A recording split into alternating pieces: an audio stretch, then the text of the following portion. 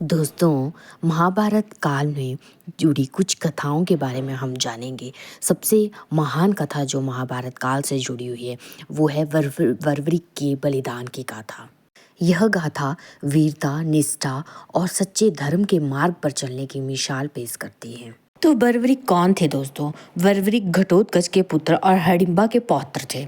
उन्हें शिव जी की और देवी कात्यायनी से अमोघ शक्तियाँ प्राप्त हुई थी। महाभारत युद्ध के दौरान बर्बरिक ने प्रतिज्ञा ली थी कि मैं उसी पक्ष की ओर से युद्ध करूंगा जो कमजोर होगा। वे युद्ध देखने और अपना धर्म निभाने कुरुक्षेत्र पहुंचे। उनके पास केवल 3 बाण ही थे, लेकिन इतना बल था कि वो पूरी सेना को नष्ट कर सकते थे।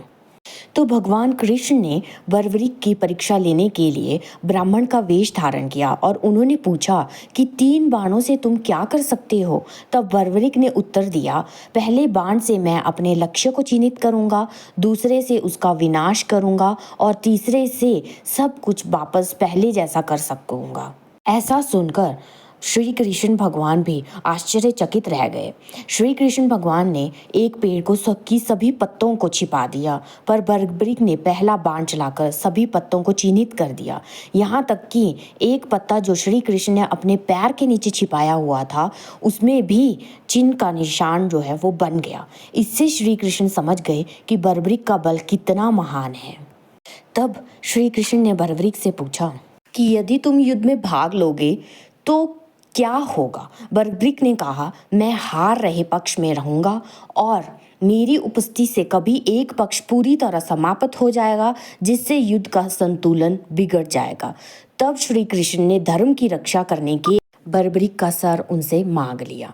बर्बरिक ने सहर्ष अपना शीश दान कर दिया और वहीं से वे बाबा श्री श्याम बाबा कहलाए और उन्हें हम खाटू श्याम जी के नाम से भी जानते हैं, जो कि विशेषकर राजस्थान की खाटू नगरी में है। बर्बरिक का बलिदान इतना महान था कि श्री कृष्ण ने उन्हें वरदान दिया कि तुम्हारा सिर संपूर्ण युद्ध देखेगा और कुरुक्षेत्र युद्ध के साक्षी रहोगे। भविष्य में तुम्हें श्याम नाम से पूजा जाएगा और इसीलिए आज उन्हें इस कलयुग में उन्हें खाटू श्याम जी के नाम से जाना जाता है। तो दोस्तों, सच्चा वीर वही होता है जो धर्म की राह पर बलिदान देने को तैयार हो। बलिदान सबसे बड़ा धर्म होता है, अहंकार नहीं। समर्पण और विनम्रता ही सच्चा योद्धे की पहचान होती है।